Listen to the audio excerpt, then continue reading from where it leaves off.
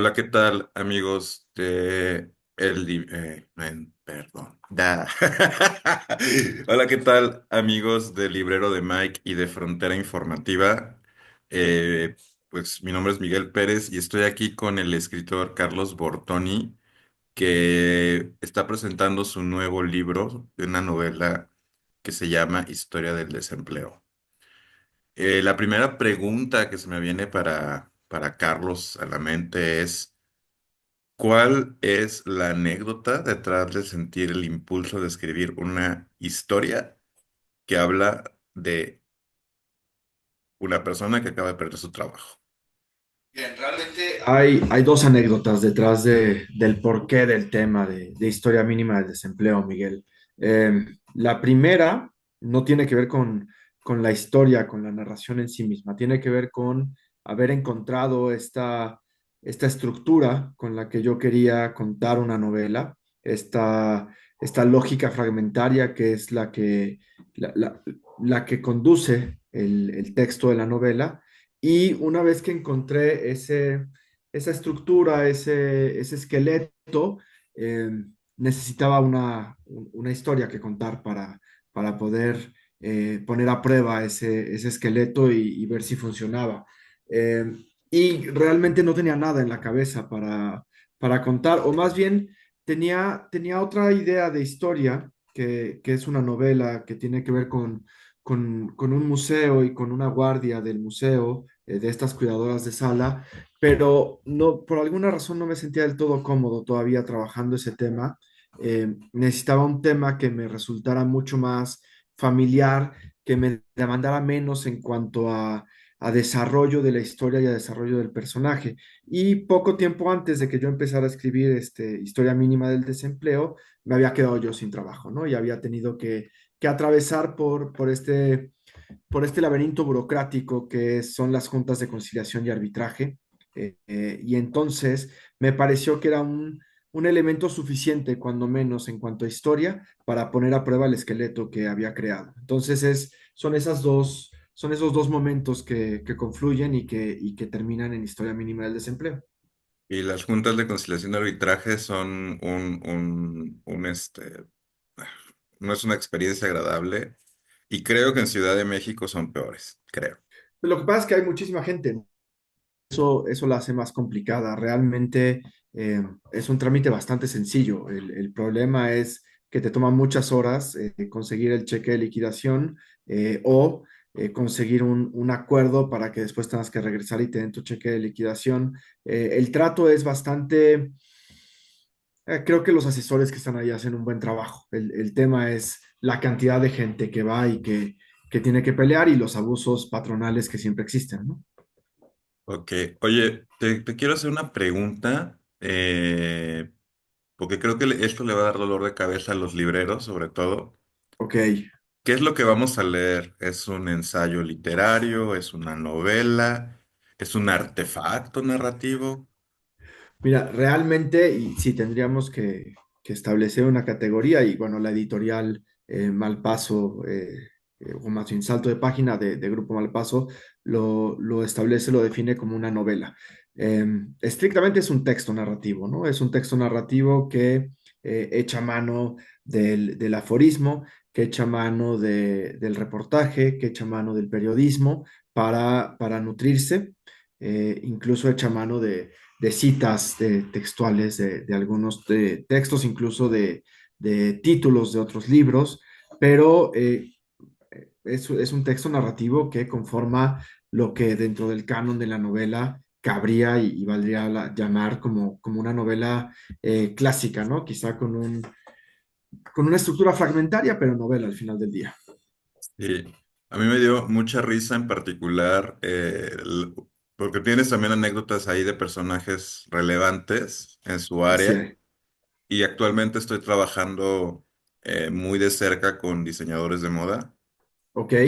Entonces, cuando salió la anécdota de Anna Wintour, y era así de, ok, está interesante esto, ¿no?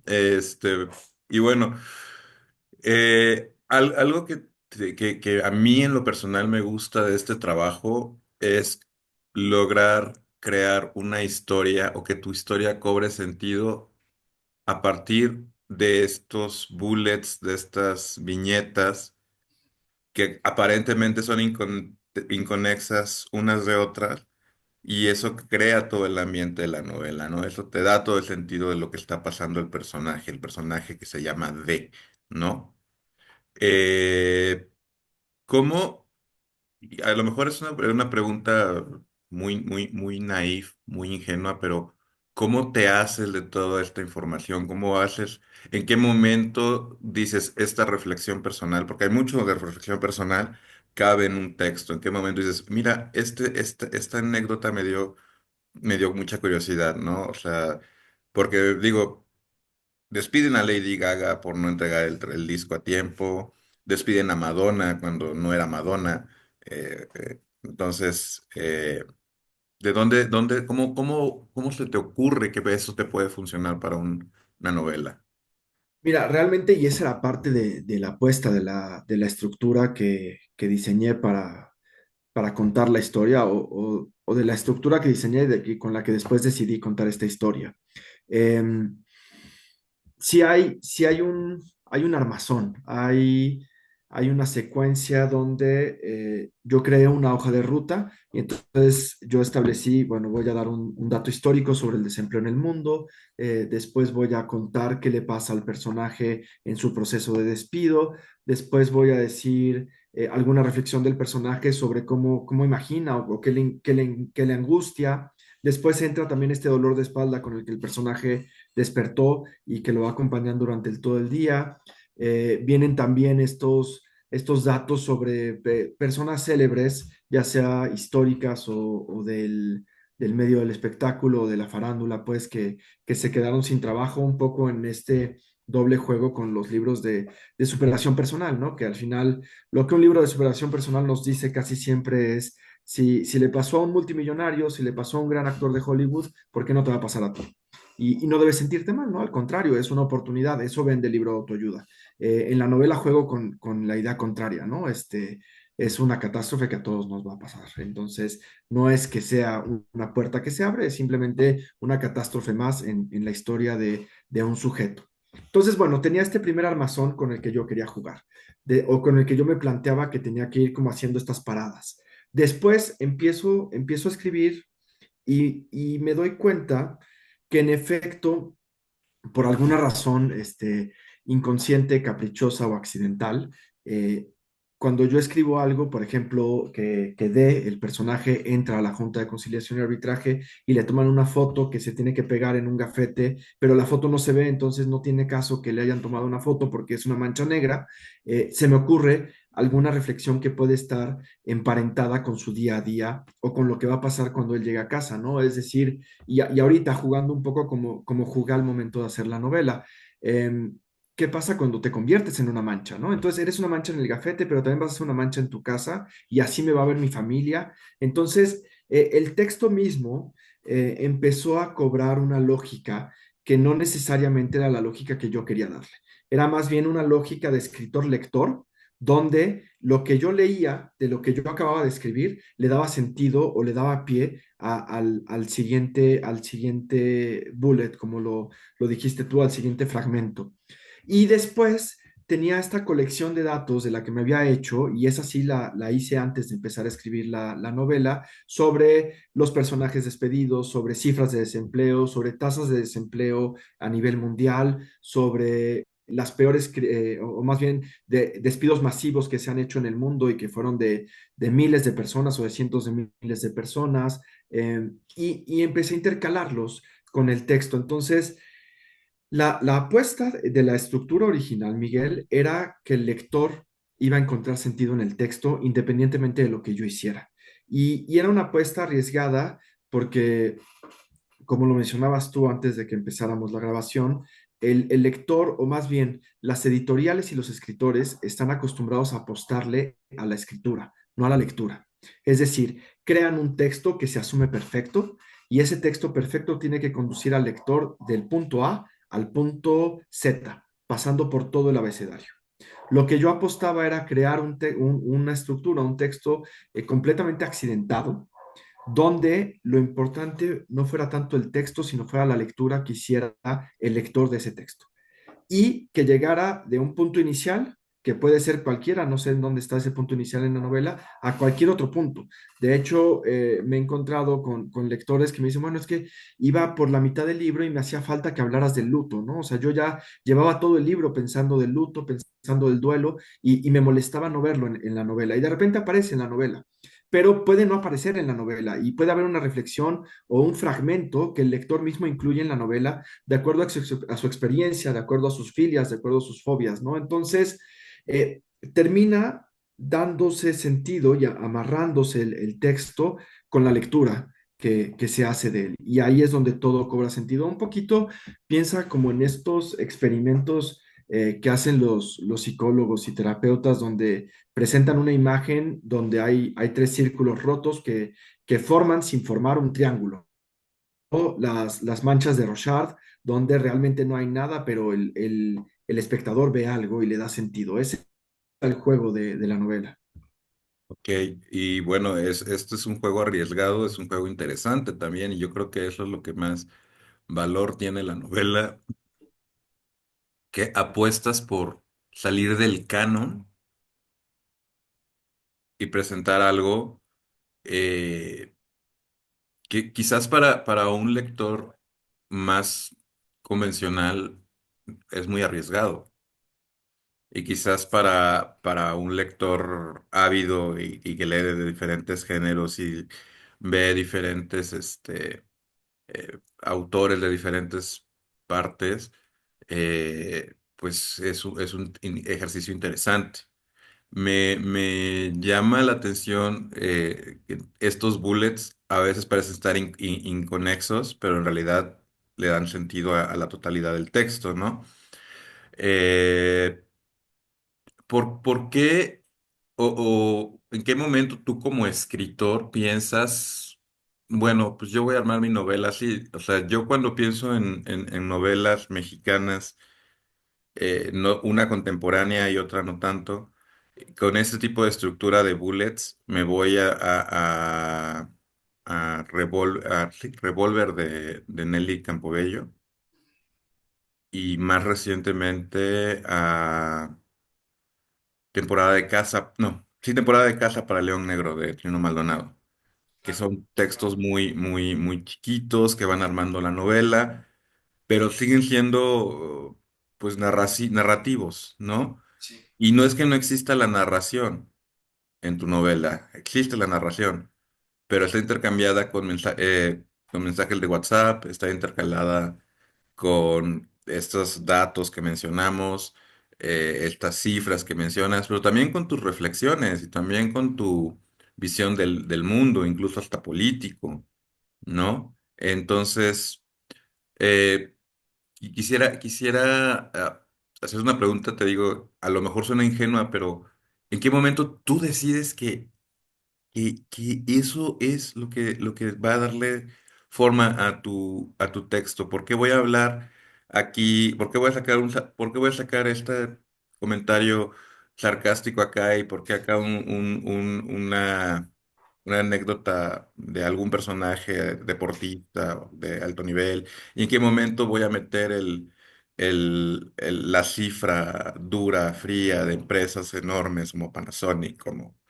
que hacen sus despidos masivos, ¿no? Y me encanta, por ejemplo, la anécdota de Madonna también. ¿En qué momento, dónde la encontraste y por qué dijiste va para mi libro? Pregunta más fácil, que es la de Madonna. Bendito Dios, Internet está plagado de basura. Y entonces es muy fácil encontrar información superficial que cuando la cambias de contexto puede cobrar en otro sentido, ¿no? Entonces, basta con que en Internet pongas celebridades despedidas y tienes una lista infinita. Claro que hay muchos despidos muy aburridos, ¿no? Y hay otros despidos muy divertidos como el de Madonna en Dunkin' Donuts, ¿no? Donde bueno, seguramente era un adolescente, se desespera que el cliente no supiera qué es lo que quería pedir y lo embarra con jalea, con la mermelada con la que rellenan las donas, ¿no? Entonces, eso contestando a tu pregunta de dónde conseguir esa información. Curiosamente, bueno, no curiosamente, creo que es lógico en nuestros tiempos. Es mucho más fácil encontrar información de despidos superficiales que encontrar información que pudiera parecer más profunda, ¿no? Es decir, si yo intento meterme a la biografía de intelectuales mexicanos y encontrar información sobre sus despidos, es muy difícil encontrarla. ¿Por qué? Porque el despido no tiene nada de honroso y entonces probablemente se oculta incluso de forma deliberada, ¿no? Tuve que recurrir a muchos amigos para intentar meter personajes históricos mexicanos que hubieran sido despedidos, ¿no? Y que me contaran información, anécdotas sobre quién pudo haber sido despedido. Normalmente tenían que ver y eran bastante sosas con despidos que tenían relación con un cambio de gobierno, ¿no? No sé, Octavio Paz trabajó durante tal gobierno y cuando cambió el gobierno, Octavio Paz se quedó sin trabajo. Entonces, realmente no había como mucho que contar por ahí, era más atractivo, era más morboso y también reflejaba más la dinámica de empleo-desempleo, gente como Madonna, gente como Harrison Ford. De repente estas celebridades como Nikola Tesla también aparecen y tienen despidos curiosos. Encontré por ahí un despido de Julio César, antes de ser Julio César fue sacerdote en un templo y lo despidieron. Entonces, bueno, lo despidieron como lo entenderíamos hoy en día, ¿no? Seguramente no fue un despido en forma estrictamente hablando. Ahora, hablando sobre tu otra pregunta, que la voy a dividir en dos, ¿en qué momento decido yo escribir un texto así? Eh, Tiene que ver más bien con un proceso de lector y un proceso de lector incluso de los textos que yo escribo, donde empecé a sentir que había mucho de hipocresía en el proceso de escritura, es decir, había muchas trampas que uno pone como autor para que su texto funcione y el lector no se pierda, para que el lector vaya hacia donde uno quiere ir. Y creo que la novela clásica, como bien dices tú, incluso el texto de Nelly o el de Trino, siguen, aunque se apoyan en el fragmento, siguen utilizando este recurso de apostarle a la segura, de apostarle a lo inocuo, de apostarle a lo típico, de tomar de la mano al lector como toma uno de la mano a un niño chico al momento de cruzar la calle y cruzar la calle con él, ¿no? No dejar que el lector se pierda. Incluso sacrificar el potencial interpretativo del lector en aras de que la novela conduzca hacia donde yo quiero que conduzca. Entonces, cuando yo terminé de escribir Dar las gracias no es suficiente, mi novela pasada, me quedó este sinsabor y me quedó esta sensación de decir, pues sí, o sea, yo llevé al lector a donde yo quería que el lector fuera y quizá esta historia tenía otras lecturas posibles que no estoy encontrando porque yo puedo hacer una, dos, 10 lecturas echándole muchas ganas, pero no puedo hacer una cantidad infinita de lecturas. Sin embargo, si yo hago un texto roto, si yo hago un texto que le apueste al accidente, entonces puedo encontrarme otras lecturas que quizás no son las que yo estoy viendo. Y entonces de verdad apostarle a la interpretación y como te decía al principio, apostarle a la lectura como el verdadero proceso creativo y no a la escritura como el proceso creativo. La escritura al final del día es un pretexto que detona el proceso creativo que para mí está en la lectura. Ahora, ¿en qué momento yo decidí, meto esta anécdota o meto otra? Realmente se convierte en un proceso accidental y como te decía hace rato, en un proceso accidental de lectura. O sea, yo leo lo que yo acabo de escribir y entonces, por ejemplo, eh, hay un momento donde creo que le dicen al personaje que bueno, que no fueron sus resultados, ¿no? O sea, que en verdad está haciendo un buen trabajo, pero que la empresa ha decidido. Ay, te me congelaste. Eh, Carlos, Carlos. Estaba todavía, había ganado el campeonato en ese momento, ¿no? Perdón que te interrumpa. Se cortó, ¿verdad? Te friseaste un Ok, ratote. No sé si ¿dónde puedas. nos quedamos? ¿Te acuerdas? ¿Puedes replantear lo que ibas a empezar a explicar algo sobre el proceso creativo y te quedaste friseado? Ah, ok, Entonces, si puedes replantear, te lo agradecería sí, mucho. claro que sí. Te decía que que creo yo, y justo esa es la apuesta y la razón de por qué escribí una novela así, es que el proceso creativo no está en la escritura, que el proceso creativo está en la lectura y que la Correcto. escritura es un detonador de ese proceso creativo, ¿no? Realmente, incluso el escritor cuando se relee es cuando acontece la literatura, no cuando el escritor se sienta y escribe. Cuando el escritor se sienta y escribe, claro, hay un proceso creativo, etcétera, lo que quieras, pero si lo comparamos y si cabe comparar procesos creativos, me parece que la escritura es un proceso creativo de mucho menor nivel que la lectura. La lectura es donde el acontecimiento literario sucede. Y fue así como fui escribiendo la novela. Es decir, a partir de un pretexto, a partir de un pie, a partir de lo que yo había escrito, se detonaba una lectura que creaba el siguiente pretexto, ¿no? Y entonces era como ir dando paso a paso y a ver, ahorita escribí de un despido injustificado, de un despido que no tiene que ver con que el empleado haya hecho bien o mal su trabajo. ¿Qué anécdota puedo contar? Y entonces me encuentro la anécdota de Miguel Herrera, del Piojo, cuando lo despiden después de haber ganado el campeonato en México. Y entonces se queda sin trabajo, pero ganó el campeonato. Para eso es un sinsentido, ¿no? Eres campeón de la Liga Mexicana, que por muy mala y corrupta que sea, pues eres campeón de ella, pero te voy a despedir de todas formas porque me cansaste como empleado.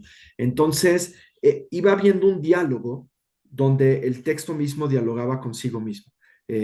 O más bien dialogaba con lo que iba a seguir del texto, y dialogaba de forma muy natural. Eh, la novela creo que sí es eso, es esta novela cuando menos, no es un monólogo, sino es un discurso a muchas voces, donde todas esas voces entran y dialogan entre ellas. Sí, oye, mencionaste tu novela anterior, Dar al gracia no es suficiente, que es una novela muy buena, muy recomendable. Ahí si se la encuentran, por favor, léanla. Y también hacer el mismo llamado sobre este nuevo trabajo, sobre historia mínima del desempleo, porque pues yo creo que tenemos los lectores, a lo mejor estoy mal, pero tenemos una obligación como lectores de ir evolucionando nuestras lecturas, ir variando nuestras lecturas, ir variando las voces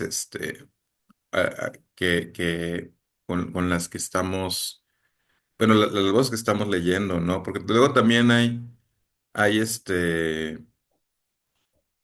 eh, la comodidad de que nos gusta un tal o cual autor y seguimos a su autor y a su pandilla, a los Claro. autores de los que él habla o los que él comenta. Entonces creo que como lectores tenemos si no obligación, ese reto de variar lo que estamos leyendo, ¿no? Incluso géneros que estamos leyendo. Yo a veces me clavo mucho en no ficción y me leo tres, cuatro libros al hilo de no ficción o de ensayo, que realmente el ensayo no lo disfruto tanto. Pero bueno, esa es otra historia. Carlos, tenemos 5 minutitos más para esta entrevista. Quisiera que nos dijeras en dónde podemos conseguir este libro, qué editorial lo publica. Yo conozco un par de sellos de este grupo editorial que me parecen Ujú. muy bellos, pero particularmente el sello que te tocó a ti o que te dieron a ti o que escogiste tú, no lo tengo tan ubicado. Sí, el sello es Salto de Página, es de Editorial Malpaso. Lo encuentran en el grueso de las librerías, lo encuentran en el sitio de Malpaso, lo encuentran en las librerías digitales también, es decir, está en Amazon, me parece que hasta en Mercado Libre hay ejemplares que se están vendiendo. Y bueno, en Gandhi, en el Sótano, en el Péndulo, en el grueso de las librerías del país está el libro. Y un poco para amarrar lo que decías, Miguel, hace rato sobre el riesgo y casándolo con el riesgo de publicar una novela así y casándolo con el comentario que hacías ahorita sobre la obligación del lector de leer de distintas fuentes, de distintos géneros, de distintos estilos. Eh, Coincido contigo, creo que es muy fácil que nos encasillemos como lectores en una sola línea de lectura. Pasa lo mismo en la vida, es decir, fuera de la lectura o fuera de la lectura de libros, nos encasillamos en una lectura de nuestro entorno, ¿no? En una lectura que tiene que ver con nuestros prejuicios, que tiene que ver con nuestros gustos, y entonces soleado es bueno y el día nublado es malo, ¿no? Y punto, no, no hay una lectura diferente que podamos hacer. Y en ese sentido, creo que el riesgo que corre la novela es la de ser rechazada por quienes defienden el canon, por supuesto, coincido plenamente contigo, pero creo que es una novela, y me lo he encontrado con algunos lectores, que apuesta más para el lector no habitual o por el lector no habitual. Es decir, sí existe esta apuesta para el lector, como lo mencionabas tú, el lector ávido de encontrar cosas diferentes, pero también hay una búsqueda del lector de Twitter, del lector de mensajes de textos en WhatsApp, del lector de TikTok, que al final hay una lectura en TikTok, del lector que se está enfrentando a un entorno fragmentario, que si bien creo que siempre lo ha sido, cada vez es más evidente que nuestro día a día es un fragmento y que le cuesta trabajo la novela convencional, que le cuesta trabajo porque la novela convencional demanda tiempo, demanda cierta profundidad de lectura, demanda un espacio que si bien no es sagrado, sí es un espacio dedicado para la novela convencional. El solo hecho de tener un capítulo de más de 40 páginas en el cual, si te detienes a la mitad del capítulo, puede que tengas que regresarte y releer varias páginas para ver dónde te habías quedado, demanda un esfuerzo extra que no existe o creo yo que se salva en una novela como Historia mínima del desempleo, donde el fragmento te permite ir y venir, retomar, abandonar, volver al texto y no te pierdes de nada porque realmente pasa como pasa en el día a día, uno le da sentido a las cosas con los pocos elementos que uno tiene a la mano, ¿no? Y Carlos, ¿qué viene después de Historia Mínima de Desempleo? ¿Tienes algún trabajo en escritura en puerta? Y a la gente que está viendo este video, ¿cómo te sigue? ¿Cómo te encuentra? Bien, ¿cómo me siguen? Soy malo para las redes sociales, pero bueno, tengo una cuenta en Twitter, creo que es la única que tengo, es guión bajo Bortoni, exactamente igual que mi apellido, arroba guión bajo Bortoni. ¿Y qué sigue? Estoy actualmente trabajando en un poemario que le apuesta a paradójicamente a la no escritura, es decir, a la eliminación de palabras, a hacer, y creo que puede parecer que es lo mismo, pero no es igual. No es que apueste a ser breve el poemario, es que apuesta a eliminar cuantas palabras puedan eliminarse para mantener el poema. Entonces sí, al final terminan siendo poemas bastante breves, bastante escuetos, pero que buscan incluso en las relecturas que estoy haciendo de esos pequeños poemas, cuando encuentro que hay una palabra que puede irse, se va, ¿no? Y a veces termino eliminando el poema completo porque todo sale sobrando. Eso espero yo, por acabarlo. Este, Realmente tuve que entrar en una pausa porque soy una persona de obsesiones y me robaron la pluma con la que lo estaba escribiendo, entonces necesito encontrar una pluma igual para poderlo retomar. Era un plumín más que una pluma, entonces hasta que no tenga el mismo plumín no voy a retomarlo, es una tara absurda de mi parte, pero bueno, así funciona la cabeza a veces. Y estoy intentando animarme, Miguel, a empezar una segunda novela con una estructura fragmentaria también, parecida a Historia Mínima del Desempleo, no la misma estructura, evidentemente, pero sí parecida, y es una historia de una mujer que trabaja cuidando una sala en un museo de arqueología, y que de repente entra en conflicto con una pieza arqueológica, y empieza a pelearse con la pieza arqueológica. Entonces, es esa historia la que quiero contar ahora, será mi primer protagónico femenino, entonces quiero jugar con eso.